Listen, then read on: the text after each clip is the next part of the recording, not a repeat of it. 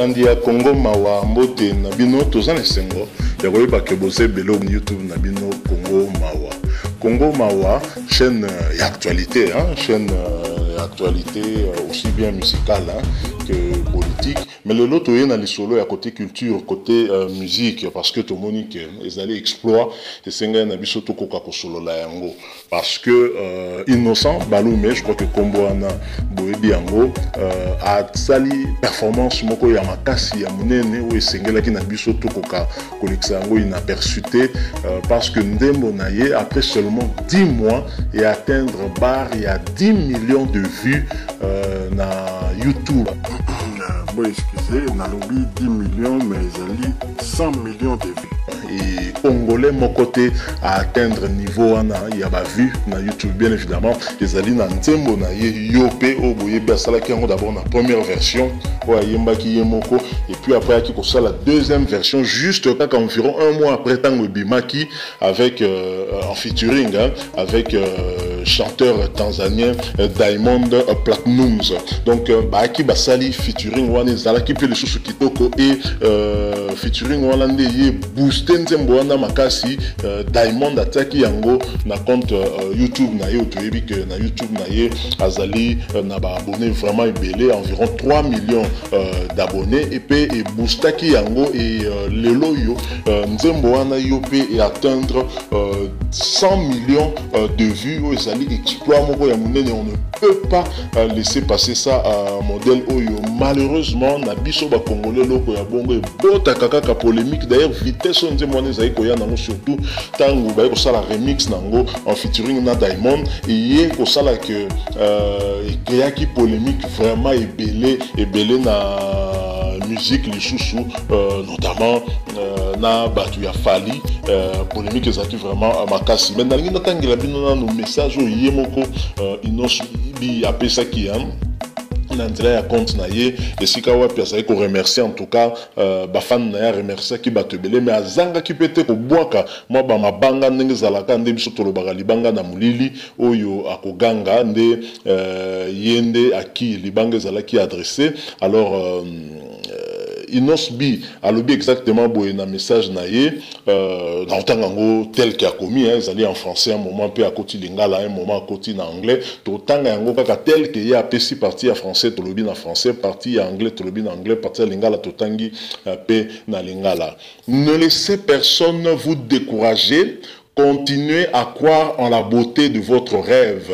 Tout est possible. Aujourd'hui, le plus gros titre congolais et l'un des plus gros titres africains est une chanson éducative d'un jeune artiste sans album, sans producteur, sans disque d'or, etc. Merci à Diamond Platnumz d'avoir cru en cette chanson et rappelons aux détracteurs que je ne suis pas le premier artiste congolais à faire de featuring, donc arrêtez de chercher de motifs pour minimiser cet exploit. Lelo nalingi botosa, posoki bokopi, posoki te bokopi kende ba crise, na prochain single. Et tout ça n'est que le début du commencement. Walai. Inosbi Yope Remix featuring Diamond Platnumz has more than 100 million views in just 10 months. Merci à mes fans, aux médias, aux blogueurs. Thank you all for the real love you showing me. I love you so bad.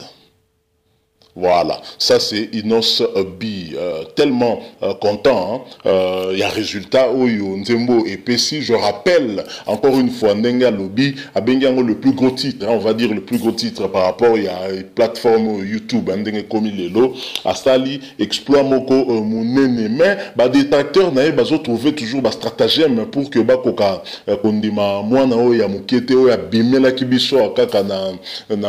Vodacom superstar. D'ailleurs tanga bimaki belé ba pesa ke chance te belé bandimaki était mais le tout le monde qui l'a l'art dans le sang, nous devons reconnaître fierté sur les anines à congolais elengina so yango wana. Donc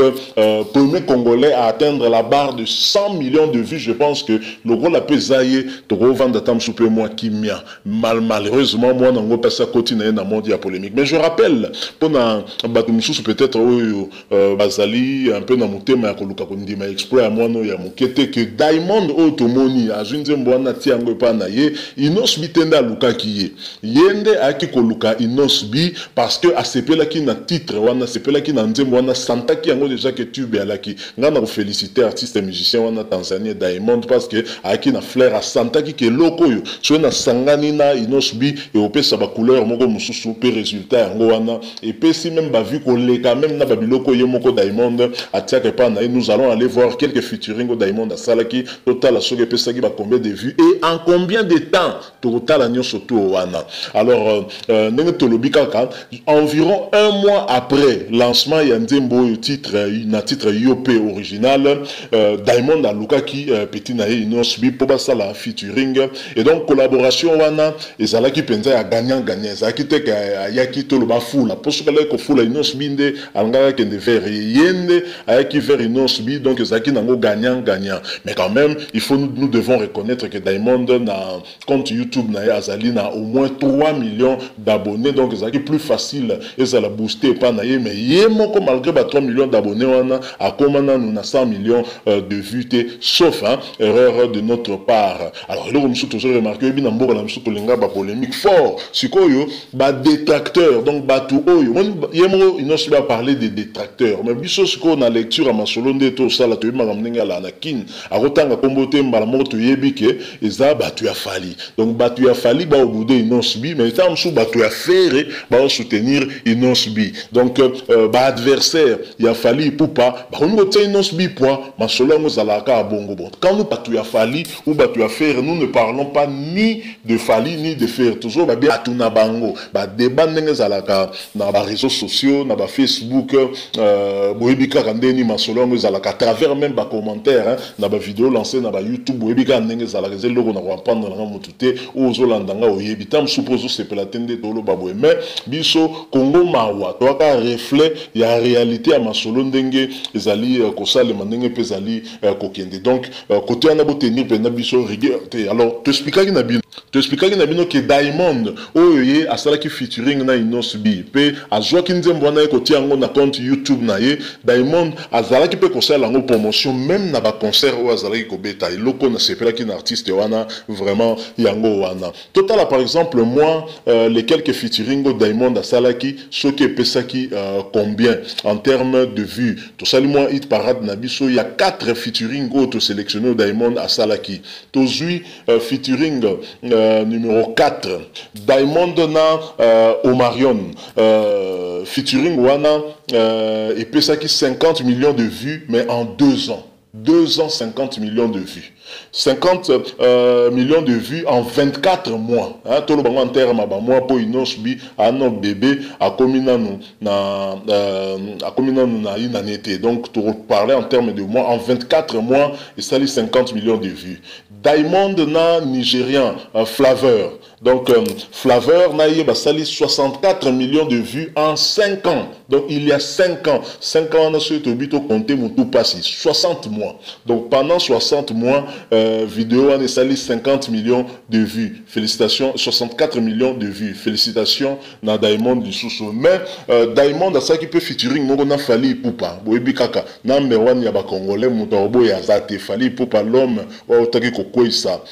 Bercy félicitations na ye et kuna basala qui 64 millions de vues en 12 mois donc en un an en une année en 12 mois featuring ya Diamond na Fally et sali 64 millions de vues mais oyo eko buka masolo en 10 mois seulement basali 100 millions de vues na Yope remix Diamond na Inosbi neni toza la fierté ata bino moko ya nango tulika muteke naza pour boye na lingaka Inosbi biso tout au constater que petit 100 millions de vues bon to le bagage que za Diamond eza yete et bon Diamond nango eza seul featuring go da salita ba featuring monsieur zalaki yango na yemo kalobi mais moi on dirait to mon côté na ba bien polémique na limite que tanga utaki ba kota ba goma kona yaki azaki na ba idée na ba polémique wana nous les na Kinshasa o mato kita polémique ekota kaka ba ko créer lo yango to moni que moi na pe munoko comme ya remix mais peut-être que fa doser pe moi ndambo po bambiaka po awa na kin batu ba viwana ba zongo PKR mo lo wa moi likolo po internet pena boyebika ka tout le monde azana accès na ngote te mais beta martyr tonda wana barobanga ope makasi beta veme tonda wana barobanga ope makasi donc awa ils appellent la température mususu c'est vrai internet lelo sans conteste YouTube ok mais ba YouTube on a souvent expliqué non mutu mususu fan mususu azawana amona ngolo la makambo zo bisende ba mathématiques moko ba trigonométrie et l'équipe makasi ye beta martyr tondi santunga ma famille tondi mayo donc nous les na ba réalité nango surtout en mboka na biso na Kinshasa mais nous félicitons sérieusement Inosbi pour na exploit ou asali je crois que pour la carrière na yo izana no mulai pe carrière ne faisait la mulai mais peu za la pe mulai o za pe ka mulai na botosi ya bato ba la ki avant mabende la ndule na biso réalité za la karamo ba ko manquer wana ndé à la propreté j'aimerais bien entendre un Kofi Olomide ko féliciter Petu asala d'ailleurs na ipe fitting mo kitoko j'aimerais bien entendre Fally Ipupa ko féliciter Petu pe basala un jour featuring et aux appena pour le plaisir du Congo ngana omona ndenge Diamond a obeta nzembo wana yo pe na concert na Inosbi kuto ate a obeta ngo avec plaisir nyo surtout est-ce que biso toko koma bongo te ke yaya pena vandi atali boyenda ke vers le kalobi ale ki voix na yo oyo et ala kitoko fort na leli yango to beta featuring bozo imaginer ba featuring nini to rata imaginez un peu débat ba oyimba la faire imaginez donc bo bendaka bilili débat ba El Shabab a oyimba la faire bon imaginez que vieux John Poi paix à son âme a oyimba la Fally bota ba mingongo tozo na ba mboko oyo ba ntesa a oyimba imaginez ntesa a oyimba na héritier wata bon imaginez ba mingongo tozo na mboka oyo qui ba la qui vivant ba beti ba featuring donc moko to regretta ka moto akufi omoni papa wemba na kofi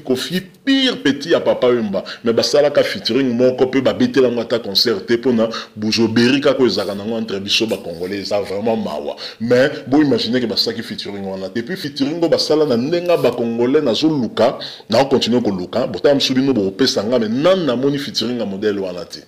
pour Vieluambo na Vita Boulay papa na Youssoufa ba yembaki na bango basaki featuring mais wake up te wana yelo msusu blague à part ezalaki yelo msusu donc ba featuring oyo et koko za pe boté moi pose na polémique bo sel na moi featuring après bozongi na na polémique na bino et ça peut bien parce que featuring ezo tikala lelo oyo ata soki tango papa yemba kufi kofia zalaki te mais toko vanda tozo yoka ba mi à mort to vandi tozo yoka ba ntembo bango ba yembaki na featuring na bango wana dégâts donc etikali pe biso na mémoire etikali biso pe na mitu ata soki certainement mbongo peut-être kandé ki ko kabola lisusu après mais featuring bazoi quand même temps ko sala yango donc ba featuring ebele tozo raté yango pona babuso ba nga na otala tam sous lelo yo c'est vrai que Fally na faire ba yembaki par exemple na quartier latin mais na otala ce qu'on a moni pena que Fally faire nzembo moko ba sala na bonga chant moko mais somoti après vous avez une polémique et que ça la petit mais t'as la musicien ou tanzanien tanzanien mais humblement donc Sali featuring na artiste congolais et belé artiste africain et belé et à richesse pour notre plaisir botala ka yo pe wana ndenga ki ko bandela nga pesa ngo couleur na yep et que peu danger Congo mawa ndebo Hollanda bo mesala Congo mawa ezali pour na bino chaîne YouTube na bino Congo mawa mais tokimi mawa toi na posa lobby Congo ngwe bonga kaka Congo mawa o bongo na Congo esengo neti boye toi na esengo ya yoka ke Inosbi 100 millions de vies ya plaisir so pe no boye ngo mais ya pasi wa komi ka ça mukili na kokota sur YouTube te po yo kota bo moni ngo sala o mabe ngo na makambo Inosbi ya lobi ya ba Christ a petit muketo soutenir ya za même kutu mwana il faut soutenir ye mabeta ya ngo pe mabeta ka congolais Fallait habiter na Bercy félicitations na génération na ye mutalibo sote nani oboya